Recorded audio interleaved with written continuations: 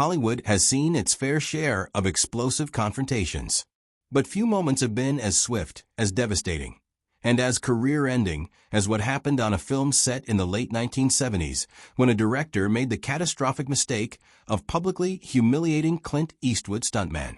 What happened next would become Hollywood legend. 3 words. That's all it took. 3 words from Clint Eastwood that would echo through the corridors of every studio in Los Angeles. 3 words that would permanently alter one man's career trajectory. And 3 words that would cement Eastwood's reputation as a man who never tolerates the abuse of power. By the end of this story, you'll understand why those 3 words carried more weight than a 1,000-page lawsuit, and why they still send a chill down the spines of film directors today. But to understand the impact of this moment, we need to go back to where it all began. Picture this: the Mojave Desert, 1978. The temperature is hovering around 105 degrees. Dust devils spin across the horizon, and the air shimmers with heat so intense you can practically taste it. In the middle of this hostile landscape, a film crew of about 70 people is working on what's supposed to be the next great American Western. Cameras worth hundreds of thousands of dollars. Equipment trucks stretching across the desert floor. And at the center of it all, Clint Eastwood, already a legend at 48 years old. This wasn't just any film set. This was the kind of production that carried weight in Hollywood, the kind that could make or break careers, the kind where millions of dollars hung in the balance with every decision. And directing this production was a man we'll call Martin Kellerman, a filmmaker who had made a name for himself with a couple of moderately successful action films in the early 70s. Kellerman had developed a reputation in the industry, but not necessarily the kind of reputation you'd want. Those who worked with him spoke in hushed tones about his temper, his demands, his complete disregard for the safety and dignity of his crew members. He was known as a screamer, a director who believed that fear and intimidation were the keys to getting the best performances, the best shots, the best results. In those days, Hollywood was a different beast. The old studio system was crumbling, but its authoritarian attitudes still lingered like smoke in a closed room. Directors were gods on their sets. What they said was law. If you wanted to work, you kept your head down, you did what you were told, and you definitely didn't talk back. Union protections existed, sure, but the culture of silence was powerful. Speak up against a director, and you might find yourself blacklisted, your phone suddenly silent, your agent unable to get you work. It was an era where abuse was often dismissed as artistic temperament, where pushing people beyond their limits was seen as dedication to the craft. Clint Eastwood had seen it all. By 1978, he'd been in the film industry for over 20 years. He'd started as a contract player at Universal, worked his way through television on Rawhide, became an international superstar through Sergio Leone's Dollars trilogy, and had transformed himself into one of Hollywood's most bankable actors. But more than that, Eastwood had also stepped behind the camera. He directed Play Misty for Me in 1971 and had continued to develop his skills as a filmmaker. He understood both sides of the camera, and he developed a philosophy about how films should be made, about how people should be treated. Those who worked with Eastwood consistently described a man who was the opposite of Martin Kellerman. Where Kellerman screamed, Eastwood spoke quietly. Where Kellerman demanded endless takes until actors and crew members were ready to collapse, Eastwood believed in preparation and efficiency. Where Kellerman saw crew members as disposable tools, Eastwood knew their names, asked about their families, and treated everyone from the director of photography to the craft services worker with the same basic respect. This wasn't just public relations. This was who Clint Eastwood was at his core. On this particular production, Eastwood wasn't directing. He was the star, the name above the title, the reason the film got financed in the first place. But anyone who understood Hollywood power dynamics knew that Clint Eastwood's influence on that set went far beyond his role as an actor. The studio executives knew it. The producers knew it. And somewhere in the back of his mind, Martin Kellerman probably knew it too. But knowing something and acting on that knowledge are two very different things. The stuntman at the center of our story was a man named Buddy Van Horn, though the name doesn't matter as much as what he represented. Van Horn had been working with Eastwood for years. He'd doubled for him on multiple films, had risked his life to make Eastwood look good on screen, and had earned not just employment, but genuine friendship. In an industry built on transactional relationships, where loyalty lasted only as long as your last box office hit, the bond between Eastwood and his stunt team was something different. It was built on trust, on mutual respect, on the understanding that these men were putting their bodies on the line to create movie magic. The stunt they were filming that day was ambitious. The scene called for a fight sequence on top of a moving train car, followed by a fall from a train onto a galloping horse below. It was the kind of sequence that makes audiences gasp in theaters, the kind of moment that defines action cinema. But behind the spectacle was serious risk. Timing had to be perfect. The train's speed had to be precisely controlled. The horse and rider had to be in exactly the right position. Stunt coordinators had spent days planning every detail, calculating every variable, preparing for every possible contingency. And even with all that preparation, everyone on set understood that this was dangerous. They'd been shooting since dawn, trying to capture the sequence in the cooler morning hours before the desert heat became unbearable. But filmmaking rarely goes according to plan. Equipment malfunctions had delayed the first take. The horse had spooked during the second. The train engineer had trouble maintaining consistent speed during the third. By the time they reached the fifth take, it was nearly noon. The temperature was climbing toward its peak, and Buddy Van Horn had already thrown himself off that train 5 times. Stunt work is physically brutal in ways that most people can't imagine. It's not just the impact of the fall, though that alone would be enough. It's the repetition. It's doing it again and again, knowing that each time you're asking your body to absorb forces it wasn't designed to handle. It's the accumulation of small injuries, bruises on top of bruises, joints that start to ache, muscles that begin to scream. And all of this in 100-degree heat, wearing heavy period costumes, breathing dust with every breath. After the 5th take, Van Horn lay on the ground for a moment, just catching his breath. This wasn't laziness. This wasn't weakness. This was a professional understanding his own body's limits, taking a necessary moment to assess whether anything was injured, whether he could safely continue. The stunt coordinator was walking over to check on him. The medic on standby was watching carefully. This was standard procedure, the kind of basic safety protocol that should have been respected without question. But Martin Kellerman saw it differently. From his position by the monitors, watching the playback of the take, he decided it wasn't quite right. The timing was off by perhaps a second. The camera angle hadn't captured exactly what he wanted. In his mind, they needed to go again, immediately, before the light changed, before they lost momentum. And the sight of his stuntman lying on the ground, taking what Kellerman perceived as too long to recover, ignited something in him. "Get up." Kellerman's voice cut across the desert like a whip crack. The entire crew froze. Conversations stopped mid-sentence. People turned to look. I said, "Get up. We don't have time for you to take a nap out there." Van Horn pushed himself to his feet, dust covering his clothes, sweat staining his shirt. He wasn't moving slowly out of defiance. He was moving carefully, the way any professional does after taking a hard fall. But to Kellerman, it wasn't fast enough. The director stormed away from the monitors, crossing the 30 yards between his position and where Van Horn stood with quick, angry strides. His face was flushed, whether from heat or rage, no one could tell. The crew watched in uncomfortable silence. They'd seen Kellerman explode before, but there was something different about this moment, something more intense. "What the hell do you think this is?" Kellerman was shouting now, close enough that Van Horn could feel the spray of his words. "You think I'm paying you to lie around in the dirt? You think this is a vacation? I've got a schedule to keep, I've got a studio breathing down my neck, and I've got some washed-up stuntman who thinks he can take a break whenever he feels like it." The words hung in the air. Washed up. It was a deliberately cruel choice, designed to humiliate, to diminish, to put Van Horn in what Kellerman considered his proper place. Around them, crew members looked away. Some stared at their feet. Others suddenly became very interested in their equipment. This was the culture of fear at work. No one wanted to be Kellerman's next target.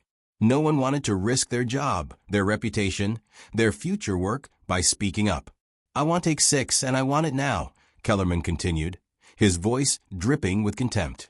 "And if you can't handle it, if you're too old or too soft or too scared, then tell me now so I can get someone who can actually do the job."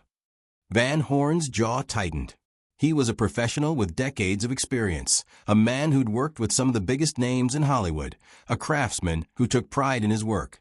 And now he was being dressed down like an incompetent rookie in front of the entire crew by a director whose biggest accomplishment was a couple of forgettable B-movies. But Van Horn didn't respond. He didn't argue. He didn't defend himself. Because that's not how it worked in Hollywood in 1978. You took it. You swallowed your pride. You did your job. Because fighting back meant career suicide. Except Van Horn wasn't alone on that set. And 40 yards away, standing in the shade of one of the equipment trucks, Clint Eastwood had been watching the entire exchange. Eastwood had been reviewing his lines for the next scene, the one they'd shoot once the stunt sequence was completed. He'd been standing there quietly, minding his own business, trusting that Kellerman was handling the production professionally. But the sound of shouting had pulled his attention. And as he watched Kellerman publicly humiliate a man who'd been nothing but professional, nothing but dedicated, something in Eastwood's expression changed. Those who knew Eastwood well could read the signs. His jaw set in a particular way. His eyes narrowed slightly. He folded the script pages he'd been holding with slow, deliberate movements. And then he started walking. It wasn't a rushed walk. Eastwood didn't sprint across the set. He didn't charge in with theatrical fury. His approach was measured, purposeful. The walk of a man who'd already made a decision and was now simply executing it. His boots crunched in the desert sand. His shadow stretched long in the midday sun. And with each step, more members of the crew noticed him coming. The assistant director saw him first and touched the arm of the script supervisor. She turned and whispered to the director of photography. He alerted the camera operators. Like a wave spreading through the crew, the awareness moved. Eastwood was coming, and something was about to happen. Kellerman was still ranting, still unloading his frustration and his need for control onto Van Horn, when he noticed that his audience had shifted. Van Horn was no longer looking at him, but past him. Other crew members had turned their attention to something behind Kellerman's back. The director turned, irritation flickering across his face at having his moment interrupted. And there was Clint Eastwood standing about 10 feet away, his expression unreadable behind his sunglasses. The desert wind picked up for a moment, carrying dust devils across the open space between them. In the distance, the train that had been used for the stunt sat idle on its tracks, waiting. The sun beat down mercilessly. And in that moment, with the entire crew watching, the power dynamic on that set fundamentally shifted. Kellerman straightened up, trying to reassert his authority, trying to remind everyone, including himself, that he was the director, that this was his set, that he was in charge. "Clint," he said, attempting to sound casual, as if he hadn't just been screaming at a member of the crew. "We're just working out some details on the stunt. We'll be ready for your coverage in about 20 minutes. Eastwood didn't respond immediately. He took off his sunglasses slowly, folded them, and hooked them on his shirt collar. His eyes, famous for their intensity on screen, settled on Kellerman with an expression that the director would later describe in private conversations as the most unsettling thing he'd ever experienced. It wasn't anger, exactly. It wasn't rage. It was something colder, something more final. It was judgment. When Eastwood finally spoke, his voice was quiet. So quiet that crew members on the outer edges of the circle had to strain to hear. But in that quietness was more power than all of Kellerman's shouting combined. "Pack your things." 3 words. Just 3 words. But the way Eastwood delivered them, the absolute certainty in his tone, the complete absence of doubt or negotiation, made it clear that this wasn't a suggestion. This wasn't the opening line of a conversation. This was a statement of fact, a declaration of a reality that already existed, even if Kellerman hadn't accepted it yet. The director blinked, confused. What? Eastwood didn't repeat himself. He didn't raise his voice. He didn't elaborate or explain or justify. He simply stood there, his gaze steady, waiting for his words to be obeyed. Kellerman's face went through a rapid series of changes. Confusion gave way to disbelief, disbelief to anger, anger to a desperate attempt at authority. "Now wait just a minute," he said, his voice rising. "I'm the director of this picture. You can't just—" "Pack your things," Eastwood repeated, and though the words were the same, there was something even more final in his tone this time. "You're done here." The crew stood frozen. This was unprecedented. Yes, actors had walked off sets before. Yes, there had been creative conflicts that resulted in directors being replaced. But this was different. This was direct. This was Clint Eastwood, with the calm certainty of a sheriff in one of his westerns, telling a director that his time was over. Kellerman tried to appeal to the chain of command. "The producers hired me. The studio approved me. You can't fire me for my own film." Eastwood's expression didn't change. "Watch me." And in that moment, everyone on that set understood the reality of Hollywood power. Contracts mattered, yes. Official titles mattered, sure.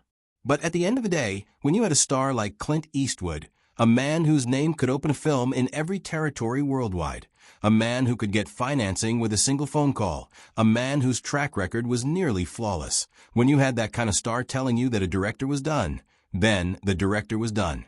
Kellerman looked around desperately, searching for an ally, someone who would back him up, someone who would support his authority. But the crew members he'd spent weeks intimidating and belittling, the people he'd treated as disposable, as beneath him, they all found somewhere else to look. The assistant director studied his shoes. The script supervisor suddenly needed to check her notes. The director of photography adjusted his camera settings despite not being anywhere near the camera. "This is my career." Kellerman's voice had risen to something close to panic now. "You can't do this." But Eastwood had already turned away. He walked over to Buddy Van Horn, put a hand on the stuntman's shoulder, and asked quietly if he was okay. Van Horn nodded, too overwhelmed to speak. Eastwood told him to take the rest of the day off, to get checked by the medic, to rest up. Then Eastwood turned to the assistant director. "Get one of the producers on the radio," Eastwood said, his tone now businesslike, efficient. "Tell them we need to discuss the director situation. In the meantime, we're wrapped for the day. Send everyone home with pay." The assistant director, a young man who would go on to direct his own films years later said that in that moment, he learned more about leadership than he had in 4 years of film school. This wasn't tyranny replacing tyranny. This wasn't Eastwood asserting dominance for ego. This was a man protecting someone who couldn't protect themselves, and then taking responsibility for the consequences of that protection. Kellerman stood alone in the middle of the desert set, watching his crew pack up, watching his film slip away from him, watching his career implode in real time. He tried one more time, his voice smaller now, almost pleading. "Clint, come on. We can work this out." Eastwood paused, looked back over his shoulder. "You had a choice," he said quietly. "You could have treated people with respect. You didn't. Now you deal with the consequences." By sunset that day, Kellerman was off the production. The producers, after a single phone call with Eastwood, made it official. They didn't fight it. They didn't try to mediate. They understood, as everyone in Hollywood understood, that you don't bet against Clint Eastwood. The studio could replace a director. They couldn't replace their star. But the story didn't end there. In fact, the real destruction of Martin Kellerman's career was only beginning. Because Hollywood is a small town and word travels fast. By the next morning, everyone in the industry knew what had happened. The details varied depending on who was telling the story, but the core remained the same. Kellerman had been thrown off a picture by Clint Eastwood for mistreating a stuntman. In the executive offices of every major studio, that story was received with extreme interest. Executives started asking questions. They pulled Kellerman's previous productions and started talking to crew members. And what they found was a pattern. The explosion on Eastwood's film wasn't an isolated incident. It was simply the first time Kellerman had gone after the wrong person in front of the wrong witness. Suddenly, Kellerman's phone stopped ringing. His agent's calls went unreturned. The projects that had been in development quietly evaporated. In Hollywood's unforgiving ecosystem, he'd been marked. Not necessarily because the industry suddenly cared deeply about the welfare of crew members, though times were slowly changing in that regard, but because Kellerman had proven himself to be a liability. He'd created a situation that had nearly derailed a major production. He'd alienated the biggest star in the business. And in an industry built on relationships and reputation, that was unforgivable. Kellerman tried to work again. He pitched projects, he took meetings, he attempted to rebrand himself. But the shadow of those 3 words followed him everywhere. Pack your things. Every producer he met with had heard the story. Every studio executive knew what had happened. And none of them wanted to risk their production, their budget, their careers on a director who'd been publicly rejected by Clint Eastwood. Within 2 years, Kellerman had left Hollywood entirely. Some reports said he moved to Canada and tried to work in television. Others suggested he left the film industry altogether. But the specifics don't really matter. What matters is that a man who had once directed major studio pictures, who had been trusted with multi-million-dollar budgets, who had been building what looked like a successful career, was effectively erased from the industry because of one moment, one confrontation, 3 words. The film itself was completed with a replacement director.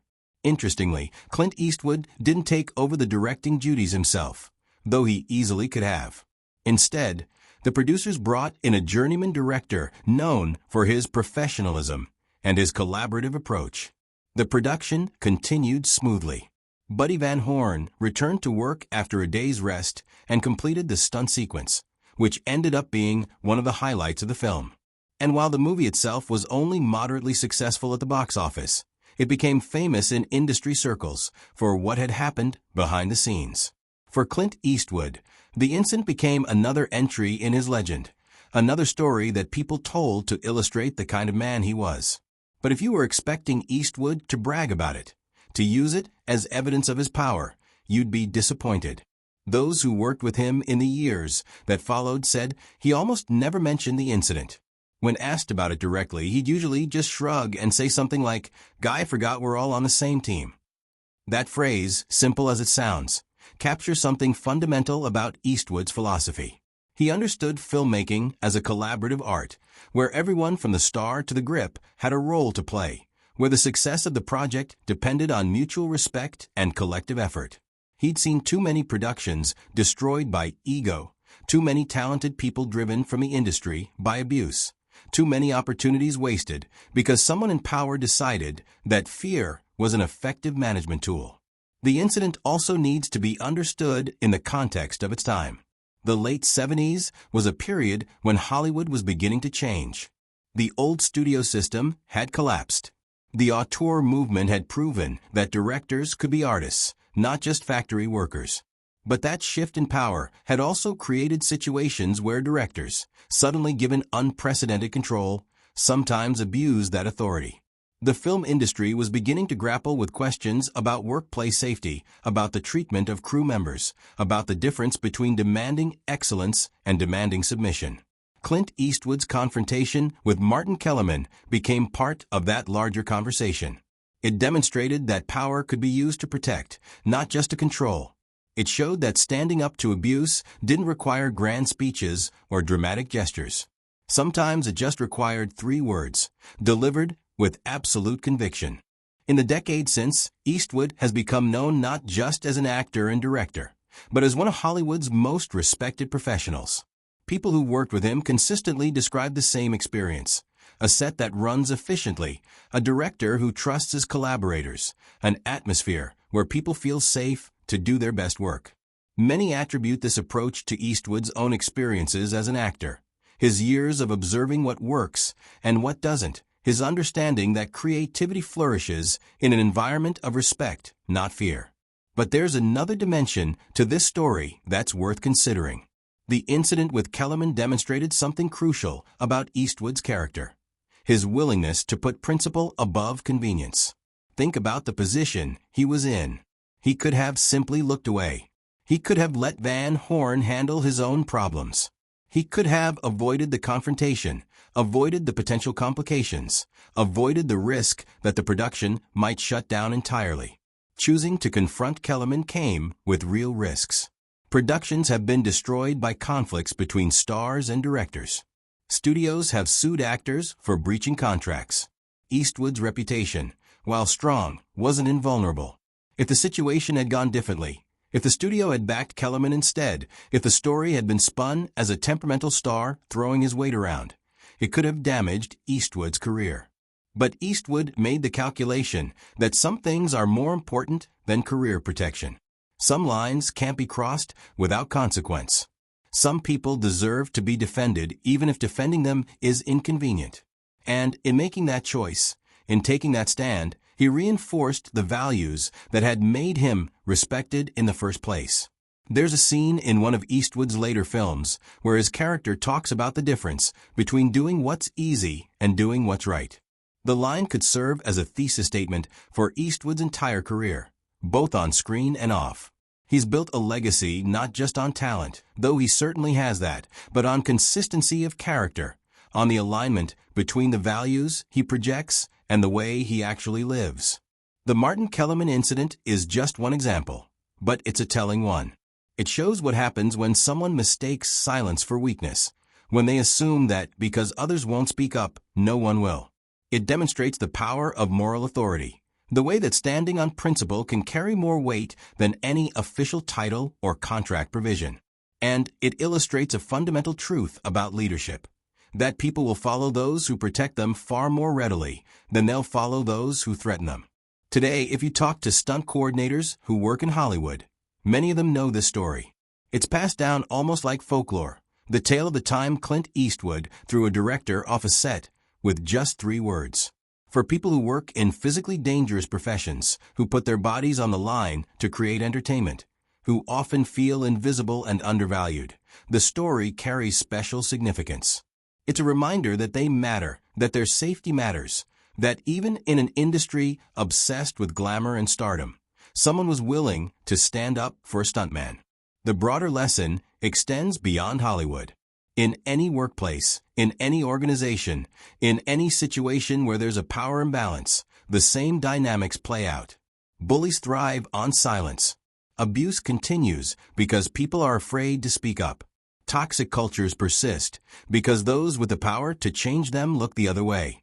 The Kellerman incident reminds us that changing those dynamics doesn't always require systemic overhaul or institutional reform, though those things are important. Sometimes it just requires one person with courage and standing saying enough. 3 words. Pack your things. But those words carried decades of accumulated respect, years of demonstrated integrity, and the weight of a reputation built on treating people decently. They carried the implicit threat that if a studio chose Kellerman over basic human dignity, they'd lose Eastwood and everything he represented. They carried the support of every crew member who'd ever been bullied, every actor who'd been mistreated, every professional who'd had to choose between their self-respect and their career. Martin Kellerman learned the hard way that some battles can't be won, not because your opponent is stronger, but because you're fighting on the wrong side of a fundamental principle.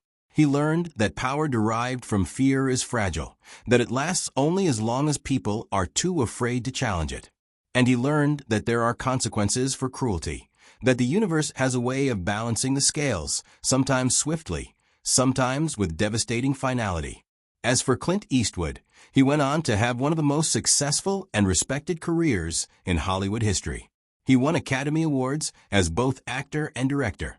He created films that defined generations. He mentored countless young filmmakers and actors. And through it all, he maintained the same approach that defined him that day in the Mojave Desert: quiet confidence, respect for craft, protection of those who couldn't protect themselves. The next time you watch a Clint Eastwood film, pay attention to the stunt sequences. Notice the precision, the professionalism, the clear care taken to create exciting action while protecting the people performing it. And remember that behind that professionalism is a simple philosophy. Everyone matters, everyone deserves respect, and no one is too important to stand up to when they forget that basic truth. 3 words ended Martin Kellerman's career. But the same 3 words, and the values they represented, helped build a legacy that has lasted decades. Because in the end, Hollywood remembers. It remembers who you were when you had power, how you treated people when you could have gotten away with treating them badly, and whether you stood for something beyond your own advancement. Clint Eastwood stood in the desert that day, looked at a director who'd forgotten these lessons, and delivered a verdict that echoed far beyond that single moment. Pack your things. Simple words. Final words. Words that changed everything. And somewhere in a quiet moment decades later, Buddy Van Horn probably looked back on that day and felt grateful that when it mattered most, when he was at his most vulnerable, someone stood up for him. Not with a speech, not with a grand gesture, just with 3 words, spoken with absolute conviction, by a man who understood that your legacy isn't built on how powerful you are, but on what you do with that power when no one's forcing you to do the right thing. That's the story. That's the legend. 3 words that ended a career, protected a stuntman, and reminded an entire industry that respect isn't negotiable, that dignity isn't optional, and that sometimes the quietest voice in the room carries the most weight. 3 words from Clint Eastwood. 3 words that mattered. Pack your things.